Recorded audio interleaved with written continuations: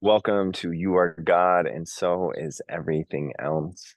I'm Shaman Peter, reporting to you from Pai, Thailand, in the north, near Myanmar, near this space and this place of ancient Buddhist lineages. And when I look around this bend, there's this big, beautiful white Buddha up on the mountain, and just been such a pleasure and privilege to be here on these beautiful lands and enjoying my favorite food in the world, Thai food. And this is just an invitation for you. If you have a favorite cuisine in the world and you haven't been to that country yet, like make that a priority in the next year to go to that place. Like it is so amazing. I feel so happy that the street food's better than a lot of the restaurants back home. And so feeling really happy and grateful for that. And yeah, I'm really welcoming deep levels of vulnerability and authenticity right now. There's been this part of me so long of feeling like studying psychology, studying these layers and levels of how do I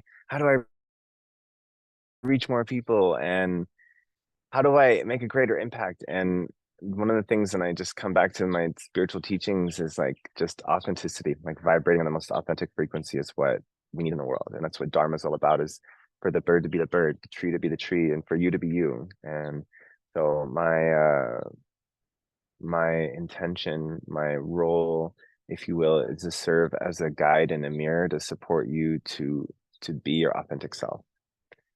And I'll go ahead and radiate that authenticity here. And that's what I'll share with you today, is just what's alive for me in my world. And so before we start, I invite us to just take a few big breaths to get centered. So I invite you to take a nice deep breath in through your nose, filling your belly and your chest. Exhaling out with a big sigh, perhaps some noise.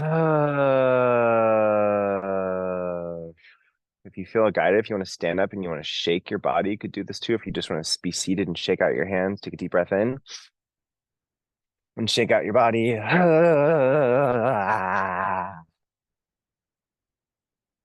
Another big breath. Be silly, be weird. If you feel awkward, you're doing it right.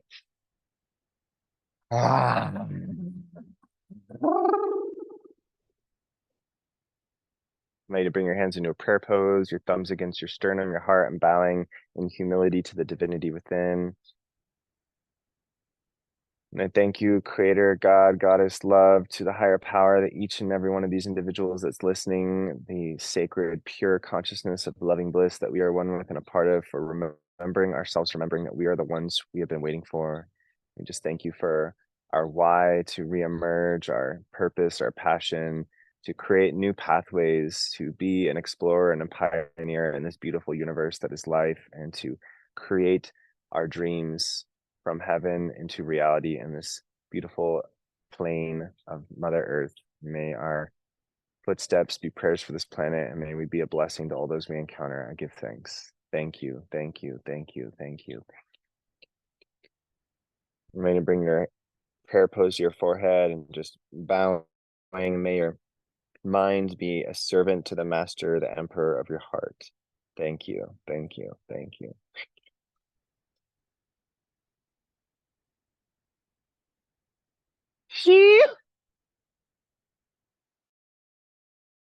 Aho, the Native American term, gratitude, reverence. Amen. I agree. Ashe, just like welcoming this like sacred appreciation. Namaste, the divine and infinite within me bows and acknowledges the divine and infinite within you. In that space, we are one. When I say you are God and so is everything else, sometimes that word can trigger people. And if you've made it this far, then congratulations, you've overcome some adversity.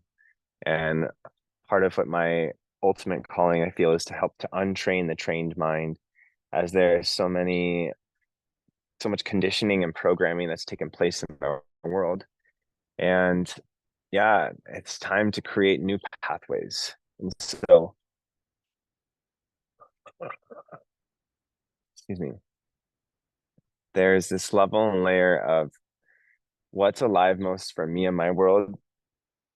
And what I seem to be helping people with a lot recently is to be mindful of habits, um, particularly around escaping reality, escaping emotions, distracting oneself. And another way this can be talked about is addictions, vices, things that bring us out of our center. things that are providing us temporary pleasure, and ultimately they can prevent, withhold, or block our true joy from emerging from within. And this is an interesting pattern of this is joy coming from within. This is our true nature. And when we're reaching for something only external to give us a temporary sense of sensation of happiness, we are it's putting a band-aid on a situation. And it's like coffee has been one of my most recent I'll call it an ally, and I've called it a lot of different things, and now it's just like it's not really working with me anymore. And I feel like that happiness while I drink it. I feel great for like a half hour, an hour or two if I'm in the gym, but then like shortly thereafter I start to have anxiety. And so it's just like for me right now, it just doesn't serve me anymore. I invite you to tune in. What is that for you?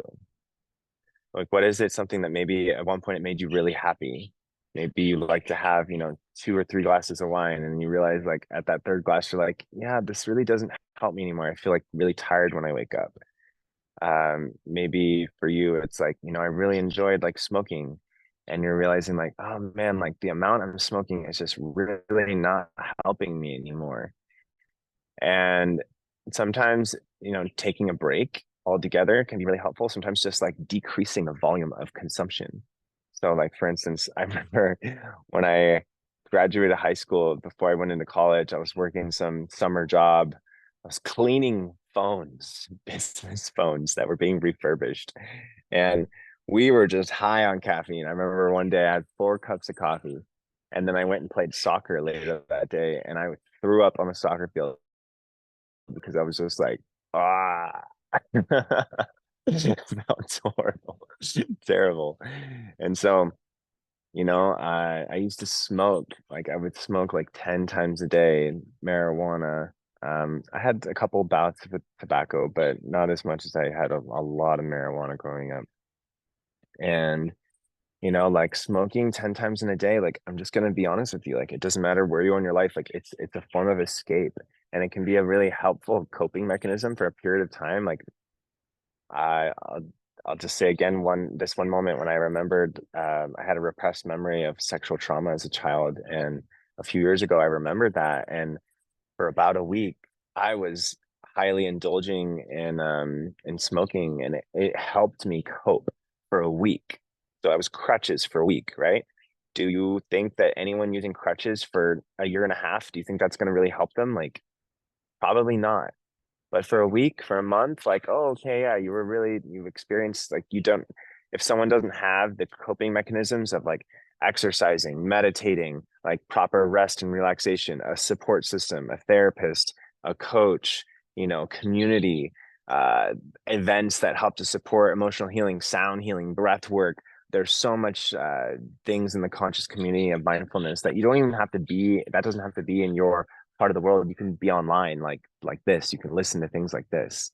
And so there's no more excuses about why what happened to us as a child, what our parents were like, where we grew up in the world. There's no more excuses about why we're going to put our dreams on hold, and we're going to be satisfied with temporary pleasure while staving and holding off this ultimate bliss and euphoric joy of our authentic nature shining. So I might just take a couple breaths, tune into that for a moment.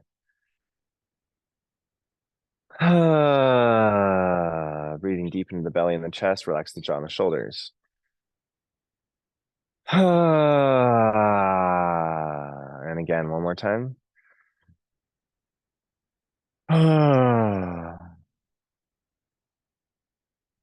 And just embracing a moment of stillness, and I invite you to take a moment to think about what really brings you joy in your life. And gently smile. And maybe if you're like me, like dancing, like singing brings me joy. Maybe if you're really good with your hands and you like fixing things, maybe if there's being in nature, working with animals, maybe it's like connecting connecting with plants, maybe with people. Maybe there's a unique skill set or talent that you really enjoy doing that makes the world a better place, that it makes you happy and you're able to make income from that. It's like there's like this balance point of all these sweet spots where we can be able to provide our gifts to the world in a way that that we flourish, and as we're giving, we're receiving. And what is that thing that you would do if time and money didn't exist, that you would do every day? If all of your needs were met, you had the perfect house, the perfect dot dot dot dot dot, all the things that you wanted, and you just had spaciousness, like what would you do every day and why?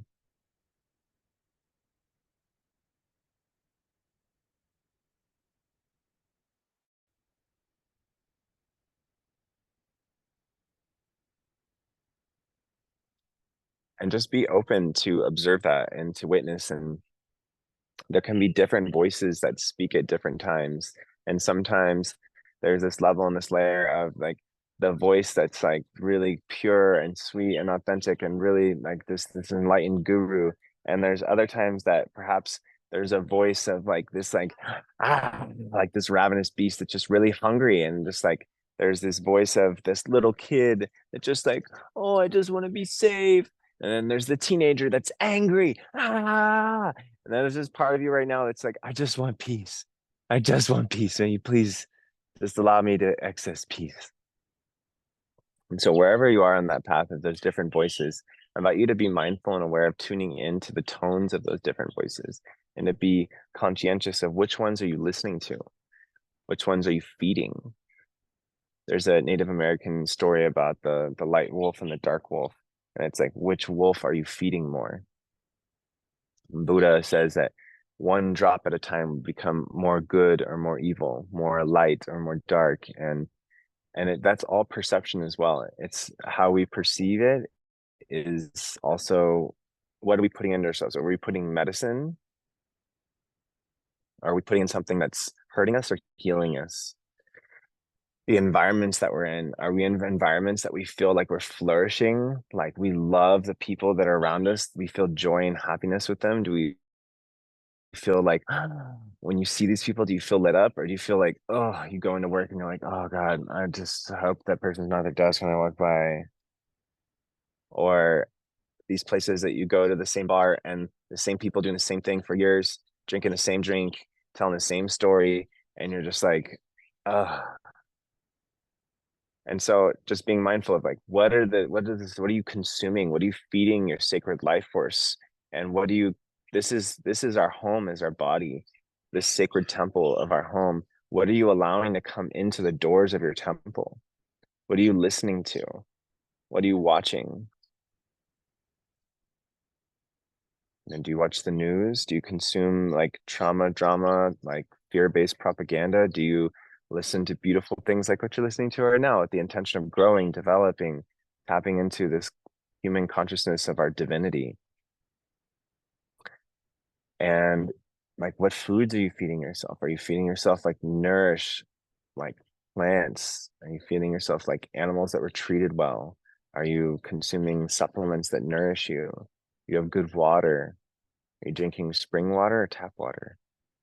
Right. And there's a vast spectrum along this whole continuum of optimal well-being. And so these are just questions to ponder and tune into. What are these areas of life that you can take action on today to do something better for yourself? Maybe getting a water system that's going to electrolysis Kangen in your house. Maybe it's something like deciding to start growing your local farmers market, buying local organic produce that supports your neighbors, that cuts down on the fossil fuels of buying blueberries 24/7,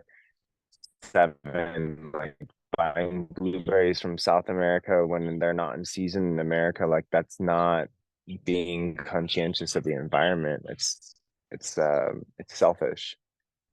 And sometimes we just don't know, and we everyone's doing their best at their level of consciousness in each moment. So it's an invitation to continue to give yourself grace as well. And yeah, there's this other shadow I've been seeing, within myself. If we ever see anything within others, it's within ourselves. And this idea of like within the path of spiritual enlightenment, that there's in the shadow of arrogance, entitlement. And yeah, I saw some really deep shadows from people that have touched enlightenment recently in my field just in the past couple of weeks. And it was just like, yeah, traumatic. Like I don't feel guided to go into it much more than that, but I'll just say that wherever your shadow is, when we, it's the dark feminine, the dark masculine being angry and actually being sincerely angry, that's healthy to express and emote. However, there comes a point when it goes to the point of excess. And so my invitation for you is to, if you do not allow yourself to feel angry, I invite you to hit the bed, listen to some loud music and dance crazy, move your body. Moving the body, coming out of the story and into the emotions and moving. Dance is one of my favorite forms of self-healing, of self-love, of self-expression. And so whatever that is for you, my invitation is that when you find yourself reaching for something that is crutches, that's a temporary fix, think about something that can polarize, that can bring you into the same frequency or similar frequency naturally. And so, for instance, I wanted to, have coffee right when I woke up, and like, no, like that's not what's serving me right now. Like I did some meditation, some breath, some exercise, some stretching, and like I felt way better than how I would if I drink coffee. Like for the coffee for 10 minutes, for an hour, maybe I feel better, but like right now I'm feeling a lot better having done that. And so my invitation for you is to just clarify what's that one thing right now that's blocking you the most, and what's that one thing that's going to help you the most. And let's see how we can swap those. And something that I've done in my online program for since 2017 is this idea of a habit swap, where if someone's drinking alcohol and they don't want to drink alcohol anymore, you can find a habit that can replace that, like drinking a kava, drinking a nerve tonic that can help to bring you a similar effect, but it's not a substance that is highly addictive. And so being able to do this swap, if you will, can be super, super helpful. And if it's just like that one thing, it's like, what's that one thing that you feel like you need to do more of? For me, it's like so often I come back to the one thing I need to do more. I need to dance more. Like it brings me joy, it brings me fulfillment, satisfaction, like pleasure, like I'm happy. It's like I just feel like I come alive in a way that I don't feel anywhere else.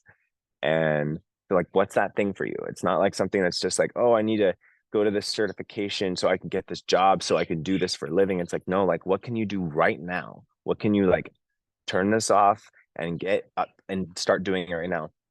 You want to work with cars, like what can you do in your car right now? If you love like painting, like get a paintbrush and get painting right now. If you want to write a book, start writing right now. Like whatever that may be, just to invite you to step into action and start going right now. And I'll leave you with that. And I'm just sending you all so much love, mucho amor, and thank you for existing. I'm Shaman Peter. This is You Are God, and so is everything else. Thank you for existing. Inviting a deep breath in, a sigh of relief, and bowing your head to your heart. And thank you, Creator God, Great Spirit Love, for guiding us with ease and grace. And may we move at a smooth and steady pace. Thank you, thank you, thank you, thank you, thank you. And when the avalanches are ready to gush, may we embrace this high of a rush, and may we come out of our head, remembering that in our heart we can overflow. And this is this space where we will glow, and that you are an infinite ray, this spectrum of divine essence that is pure, and that you are the one that you are here to serve yourself first. And from this space of joy, that you can be in a space of emanation, being in the most authentic vibration of who you are and who you're meant to be, and then you will be seen by who's meant to see. Thank you, thank you, thank you, thank you, thank you, thank you.